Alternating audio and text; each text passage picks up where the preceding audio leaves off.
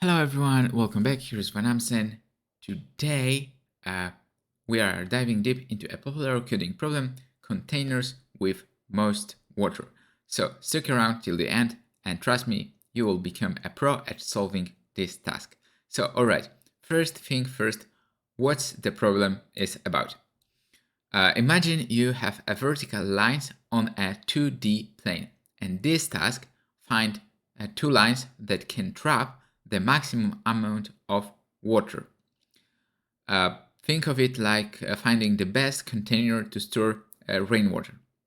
So here is a 2D plot, and now let's jump straight into a code. So I will be live coding in Python today, but don't worry, if you prefer solution in other programming languages, I will provide a description in below. So we start by initializing two pointers, left and right, at the beginning and end of the high array respectively.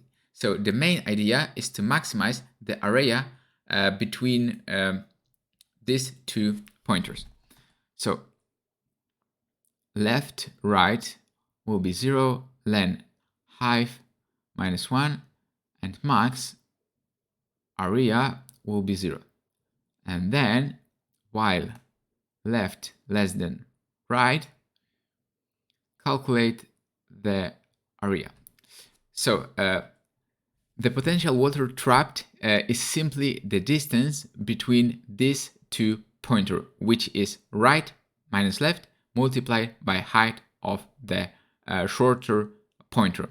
Why the shorter one? Because the water would overflow from the shorter line, right? So let's implement it. Area will be right minus left times mean height left high right, and area max will be max between max area and our area, and move the pointer with the shorter high. So if high left less than high right, left plus 1, else right minus 1. And finally, return max area. Okay, so what we did. So now the next step is crucial. To maximize the area, we should try to increase the height. And this means we will move the pointer that's shorter towards the other pointer by just one step at a time. And that's it. Finally, we return the max area.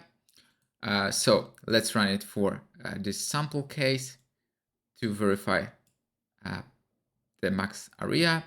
49, all good. So now we can run it for unsynthesized cases as well. Hopefully it will run. Yep, so all running, and our implementation bit 89% with respect to runtime and 53% with respect to memory, so it's quite efficient. And yep, all work, and the beauty of this approach is its simplicity and efficiency. We only go through the array once, making it O(n) time complexity.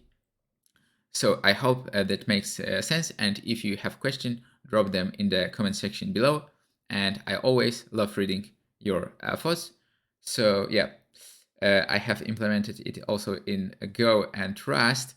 So in Go it took just 72 milliseconds, and in Rust it took just 10 milliseconds. So yeah, 60 times faster, and also using 10 times less memory. So I will post other solution in other programming languages in the description below.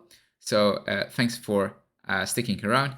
If you found this video helpful, give it a thumb up, and I will be back soon with more coding insight and tutorial. Until next time, keep coding, happy coding, and see you next time.